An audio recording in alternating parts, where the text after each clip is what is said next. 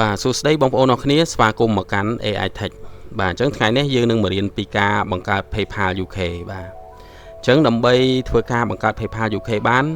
ទីមួយគឺអ្នកនរគ្នាត្រូវតែមាន VPN នៅលើកុំព្យូទ័ររបស់យើងបាទ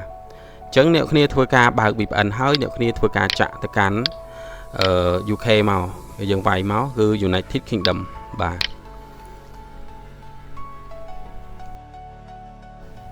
បាទអញ្ចឹងអ្នកគ្នាធ្វើការចាក់ VPN ហើយអ្នកគ្នាធ្វើការបើកជ្រោមថ្មីមួយមកបាទអូខេយើងធ្វើការបង្កើតជា user ថ្មីបាទអញ្ចឹងយើងចុចខាងក្រោមនេះមកបាទ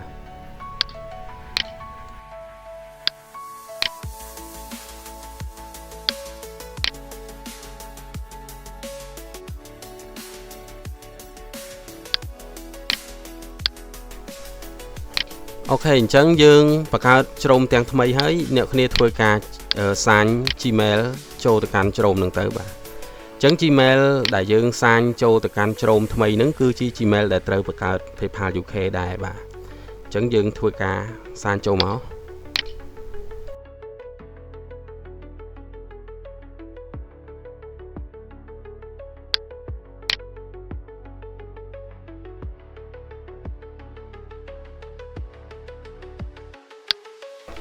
បាទអញ្ចឹងអ្នកគ្នាបានធ្វើការចាក់ account Gmail ចូលហើយបាទអញ្ចឹងយើងរៀបចំ Gmail ឲ្យស្រេចនៅលើ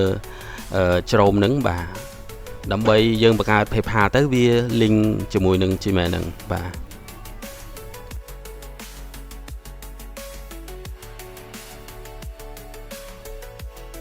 បាទបន្ទាប់មកទៀតអ្នកគ្នាធ្វើការបើកជា tab ថ្មីមកបាទរួចអ្នកគ្នាធ្វើការវាយពាក្យថា PayPal មកបាទ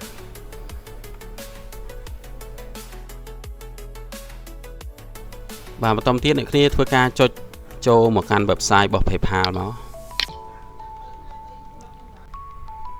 អូខេអញ្ចឹងមុននឹងអាចបង្កើត PayPal UK គេតម្រូវឲ្យយើងដាក់លេខរបស់ UK បាទអ្នកគ្នាអាចទិញលេខ UK នៅក្នុងទូរស័ព្ទដៃរបស់យើងបាទយើងទៅឡើងកម្មវិធីមួយមានឈ្មោះថា Numero eSIM បាទនៅក្នុង Play Store បាទអញ្ចឹងអ្នកគ្នាធ្វើការបង្កើត account ជាមួយវាមកបាទអ្នកគ្នាចុចពាក្យថា create account បាទបន្តមកកន្លែងនេះយើងដាក់លេខរបស់យើងមកឬយើងចុច confirm មក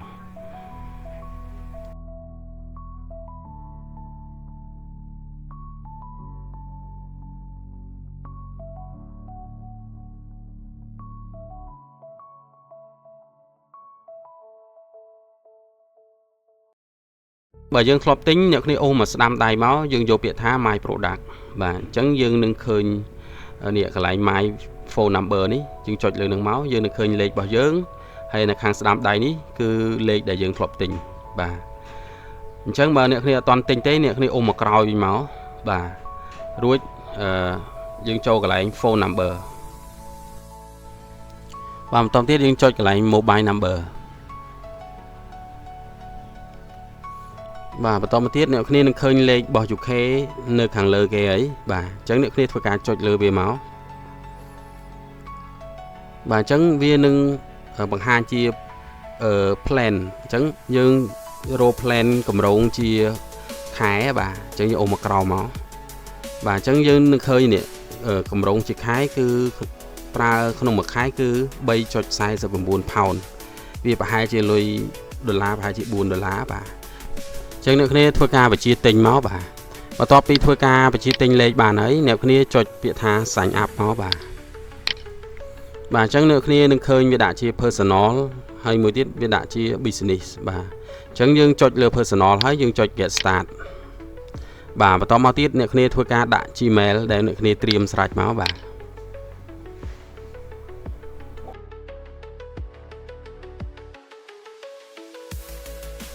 រួចអ្នកគ្នាចុច next មកបាទអញ្ចឹងនេះយើងត្រូវប្រើលេខរបស់ UK ហើយបាទអញ្ចឹងអ្នកគ្នាធ្វើការ copy លេខnumero យើងយកមកប្រើមកបាទអញ្ចឹងអ្នកគ្នាធ្វើការលុបអា44នេះចេញបាទលុបក្បាលវាបាទរួចយើងចុច next មកបាទរួចអ្នកគ្នារងចាំលេខកូដវាផ្ញើទៅកាន់ទូរស័ព្ទដៃរបស់យើងអូខេឥឡូវនេះលេខកូដវាបានផ្ញើមកកាន់កម្មវិធី Numero eSIM របស់យើងបាទអញ្ចឹងខ្ញុំបាន copy វាទុកហើយខ្ញុំធ្វើការផាសមកបាទអញ្ចឹងកន្លែងនេះវាឲ្យ create password អ្នកគ្នា ចុចលើនឹងមកយើងចុចពាក្យថា choose your own ដើម្បីដាក់ password ផ្ទាល់ខ្លួនរបស់យើងបាទ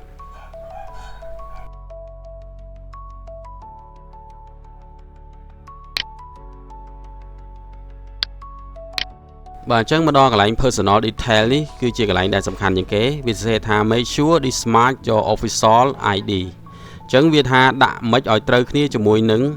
ID របស់យើងបាទអញ្ចឹងកន្លែងនេះអ្នកគ្នាត្រូវតែដាក់ Cambodia អញ្ចឹងយើងអូសរមើល Cambodia មក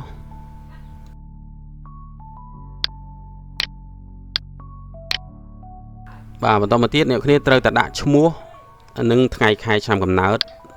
បាទឲ្យដូចគ្នាទៅនឹងអត្តសញ្ញាណប័ណ្ណឬក៏ passport របស់អ្នកទាំងគ្នាមកបាទអញ្ចឹងដើម្បីងាយស្រួលនៅពេលយើងមានបញ្ហាត្រូវធ្វើការ confirm អីយើងដាក់ទៅវាត្រូវគ្នាបាទអញ្ចឹងដាក់ឈ្មោះហើយនឹងខាងក្រោមគឺដាក់ថ្ងៃខែឆ្នាំកំណើតឲ្យដូចនឹង passport ឬក៏អត្តសញ្ញាណប័ណ្ណបន្តមកយើងចុច next មកបាទអញ្ចឹងមកដល់កន្លែងយក address នេះអ្នកគ្នាត្រូវតែដាក់លេខ postal code បាទអញ្ចឹងលេខ postal code យើងបានមកពីណាបាទអញ្ចឹងអត់ពិបាកទេលេខ postal code យើងអាចបើក tab ថ្មីមួយមកបាទព្រោះអ្នកគ្នាវាយពាក្យថា fake UK address មកព្រោះគ្នាចុច enter មកបាទរួចអ្នកគ្នាចូលមកកាន់ website លើគេនេះមកបាទរួចអ្នកគ្នាធ្វើការឥឡូវខ្វែងចោលសិនបាទរួចអ្នកគ្នាធ្វើការអូសមកក្រោមយើងមើលកន្លែងនេះ address in area បាទអញ្ចឹងយើងជ្រើសរើសតំបន់មួយណានៅក្នុង UK ហ្នឹងបាទឥឡូវខ្ញុំសូមជ្រើសរើសយក London ចុះបាទចុចលើ London មកបាទបន្តមកអ្នកនរគ្នានេះវាត្រូវការ postal code អ្នកគ្នាមើលមកបាទនេះកន្លែង postal code នេះអ្នកគ្នាធ្វើការ copy code នឹងមកបាទបន្តមកអ្នកគ្នាធ្វើការផាសមកបាទអញ្ចឹងវានឹង suggest address មកហើយបាទអ្នកគ្នាចុចយកមួយណាក៏បានដែរព្រោះនេះវាជា fake address បាទចុចហើយបាទកន្លែង line 2នេះអ្នកគ្នាមិនដាក់ក៏បានបន្តមកយើង click កន្លែងនេះមួយបាទអញ្ចឹងអ្នកគ្នា click ហើយអ្នកគ្នាចុចពាក្យថា agree បាទចុចកន្លែងនេះមកបាទអញ្ចឹងអ្នកគ្នាចុច save password ទុកឲ្យជាប់នៅលើ browser នឹងមកបាទបន្តមកនេះកន្លែងនេះអ្នកគ្នាចុច not now មកបាទ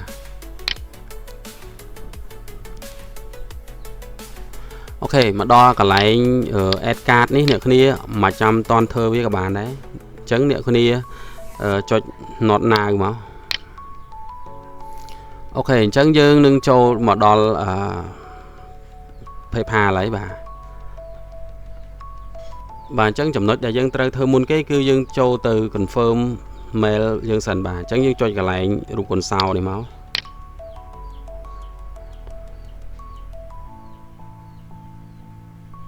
បាទរួចនេះវានឹង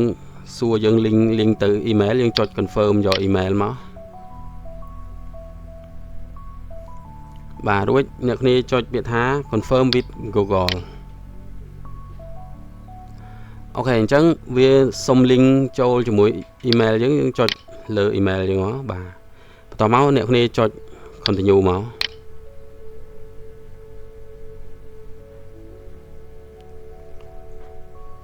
អូខេអញ្ចឹងយើងបាន confirm email យើងជា primary ហើយបាទនេះអញ្ចឹងយើងមាន2គឺទី1គឺ mail យើងជា primary បាទទី2គឺលេខ number របស់យើងបាទអូខេអញ្ចឹងយើងធ្វើប៉ុណ្ណឹងបានហើយយើងចូលទៅដូរ currency បាទអូខេអញ្ចឹងយើងចូលមកកាន់ home មកបាទអញ្ចឹងអ្នកគ្នាធ្វើការអូសមកក្រោមបន្តិចយើងមើលកន្លែងលុយ pound នេះបាទអញ្ចឹងយើងចុច tray 3បាទរួចអ្នកគ្នាចុចពាក្យថា manage currency បាទបន្តមកទៀតអ្នកគ្នាធ្វើការ add លុយដុល្លារចូលបាទអញ្ចឹងអ្នកគ្នាចុចពាក្យថា add a currency បាទរួចអ្នកគ្នាអូសរមើលរូបិយប័ណ្ណរបស់ដុល្លារអាមេរិកបាទអញ្ចឹងអ្នកគ្នានេះនៅខាងក្រោមបាទអ្នកគ្នាចុចមករួចចុចពាក្យថា add a currency អូខេអញ្ចឹងនៅកន្លែងនេះអ្នកគ្នានឹងឃើញ currency មាន2មានលុយ pound ហើយនិងលុយដុល្លារបាទអញ្ចឹងលុយ pound វាជាប់ជា primary បាទអញ្ចឹងយើងចង់ដូរមកដាក់លុយដុល្លារយើងចុច tray 3បាទរួចយើងចុចពាក្យថា make primary បាទបន្តទៀតយើងចុច set as primary មកបាទរួចយើងចុចដាន់មកអញ្ចឹងលុយដុល្លារវានឹងคล้ายជា primary ហើយបាទអញ្ចឹងអ្នកគ្នាត្រូវធ្វើការលុបលុយ pound ចេញមកយើងចុច tray 3ជួបពាក្យថា close currency បាទរួចយើងចុច close មកបាទរួចយើងចុចដាន់បាទអញ្ចឹងនៅពេលនេះគឺ PayPal របស់យើងវាយកចេញជាលុយដុល្លារវិញហើយបាទអត់មានលុយ pound ដូចមុនទេបាទអញ្ចឹងចំណុចបន្តទៀតដើម្បីឲ្យ PayPal នេះអាចយកទៅប្រើការបានអ្នកគ្នាត្រូវតែបំពេញតាម5លក្ខខណ្ឌដែលវាតម្រូវឲ្យធ្វើបាទនេះកន្លែងនេះបាទអ្នកគ្នាធ្វើការចុចចូលមកបាទអញ្ចឹងលក្ខខណ្ឌទី1គឺយើង confirm email យើងបាន confirm ហើយតបមក link bank បាទរួចហើយដាក់កាតបាទកាតcredit card យើងហ្នឹងបាទបន្តមកយើងដាក់រូប profile ហើយចុងក្រោយគឺយើងតម្លើងកម្មវិធី app PayPal នៅក្នុងទូរស័ព្ទបាទអញ្ចឹងអ្នកគ្នាត្រូវបំពេញលក្ខខណ្ឌទាំងអស់នេះបាទអូខេអញ្ចឹងចំពោះការ link card របស់យើងចូលទៅកាន់ PayPal អីគឺខ្ញុំអត់បានបង្ហាញទេនៅក្នុងវីដេអូនេះដើម្បីកុំឲ្យវាវែងឆ្ងាយបាទអូខេអ្នកគ្នាអាច search មើលនៅក្នុង YouTube ទៅមានគេបរៀនច្រើនណាស់ពីការ link card បាទអូខេអញ្ចឹងចំណុចចុងក្រោយដែលយើងត្រូវធ្វើគឺយើងចូលទៅកាន់ setting បាទដើម្បីកំណត់ security បាទអញ្ចឹងអ្នកគ្នាចុចមកកាន់ security មកបាទបន្តទៀតអ្នកគ្នាចុចកន្លែងនេះ two step នេះមកបាទដើម្បីធ្វើការបើក code 2FA បាទអញ្ចឹងអ្នកគ្នាចុចខាងលើនេះមកដើម្បីយើងប្រើជាលក្ខណៈ app 2FA ជាមួយនឹង Google បាទអូខេអញ្ចឹងវីដេអូនេះគឺមានតែប៉ុណ្្នឹងទេបើបងមានចម្ងល់អីគឺអាចចោទជា comment នៅខាងក្រោមវីដេអូខ្ញុំនឹងធ្វើការឆ្លើយតបបាទអញ្ចឹងអរគុណច្រើនចំពោះការទស្សនាបាទយើងនឹងចាំជួបគ្នានៅមេរៀនក្រោយៗទៀតបាទ